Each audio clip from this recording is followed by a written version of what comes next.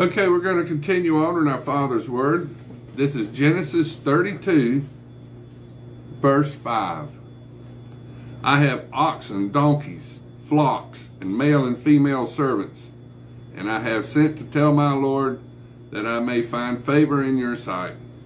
Then the messengers returned to Jacob, saying, We came to your brother Esau, and he also is coming to meet you. 400 men are with him. So Jacob was greatly afraid and distressed, and he divided the people that were with him, the flocks and the herds and the camels, into two companies. And he said, If Esau comes to the one company and attacks it, then the other company which is left will escape. Then Jacob said, O God of my father Abraham and God of my father Isaac, and the Lord said to me, Return to your country and to your family, and I will deal well with you. I am not worthy of the least of all the mercies and of all the truth which you have shown your servant. For I crossed over the Jordan with my staff, and now I have become two companies. Deliver me, I pray, from the hand of my brother, from the hand of Esau, for I fear him, lest he come and attack me and the mother with the children. For you said, I will surely treat you well and make your descendants as the sand of the sea, which cannot be numbered for multitude. So he lodged there that same night, and he took what came to his hand as a present for Esau his brother, 200 female goats, 20 male goats, 200 ewes, and 20 rams, 30 milk camels and their colts, 40 cows and 10 bulls, 20 female donkeys, and 10 foals. Then he delivered them to the hand of his servants, every drove by itself, and said to his servants, Pass over before me, and put some distance between successive droves. And he commanded the first one, saying, When Esau my brother meets you and asks you, saying, To whom do you belong, and where are you going? Whose are those in front of you? Then you shall say, They are your servant Jacob's. It is a present sent to my lord Esau, and behold, he also is behind us. So he commanded the second, the third, and all who followed the droves, saying, In this manner you shall speak to Esau when you find him. And also say, Behold, your servant Jacob is behind us. For he said, I will appease him with a present that goes before me, and afterward I will see his face. Perhaps he will accept me. So the present went on over before him, but he himself lodged that night in the camp. And he arose that night and took his 2 wives and his 2 female servants and his 11 sons and crossed over the ford of Jabbok.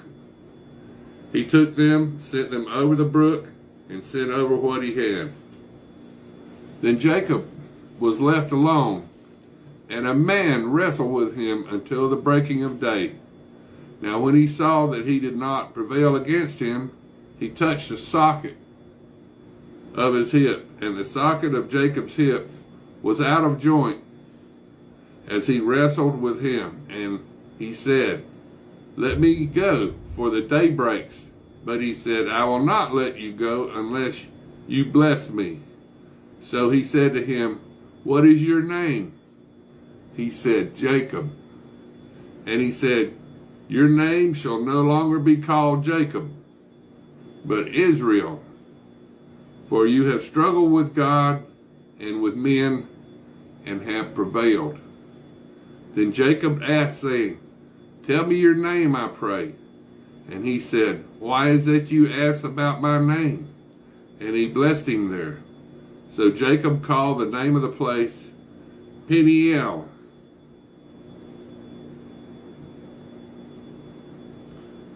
which means face of God.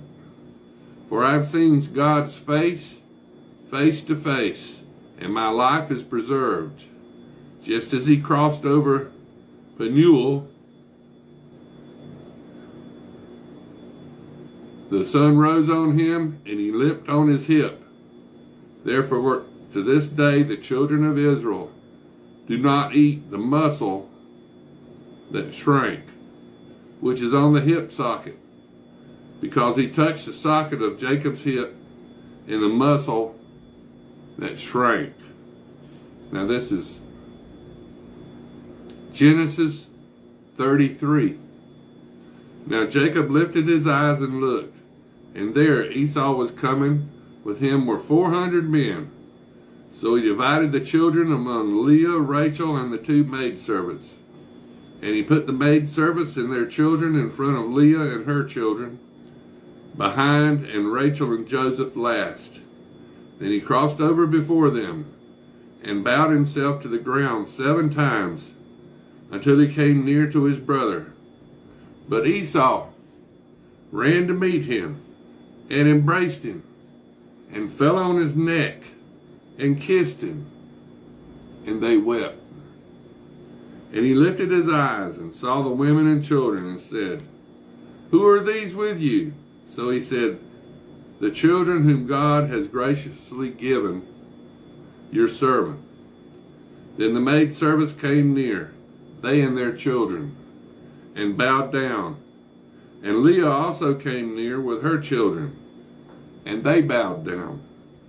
Afterward Joseph and Rachel came near, and they bowed down.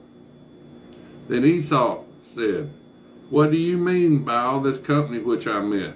And he said, These are to find favor in the sight of my Lord. But Esau said, I have enough, my brother. Keep what you have for yourself. And Jacob said, No, please. If I now have found favor in your sight, then receive my present from my hand, inasmuch I have seen your face as though I have seen the face of God, and you were pleased with me. Please take my blessing that is brought to you, because God has dwelt graciously with me, and because I have enough. So he urged him, and he took it. Then Esau said, Let us take our journey. Let us go, and I will go before you. But Jacob said to him, My Lord knows that the children are weak, and the flocks or herds which are nursing are with me. And if the men should drive them hard one day, all the flock will die. Please let my Lord go ahead before his servant, and I will lead on slowly at a pace which the livestock that go before me and the children are able to endure, until I come to my Lord in Seir. And Esau said, Now let me leave you with some of the people who are with me. But he said, What need is there? Let me find favor in the sight of my Lord.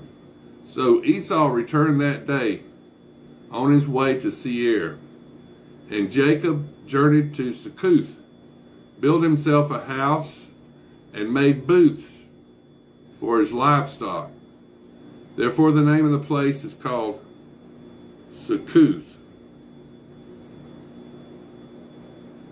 Means booths. Then Jacob came safely to the city of Shechem, which is in the land of Canaan. When he came to Padan Aram, and he pitched his tent before the city, and he bought the parcel of land where he pitched his tent from the children of Hamor, Shechem's father, for 100 pieces of money. Then he erected an altar there and called it El Elohi Israel, which means God of Israel. Now this is Genesis 34. Now Dinah, the daughter of Leah, whom she had borne to Jacob, went out to see the daughters of the land. And when Shechem, the son of Hamor, the Hivite, prince of the country, saw her, and he took her and lay with her and violated her. His soul was strongly attached to Dinah, the daughter of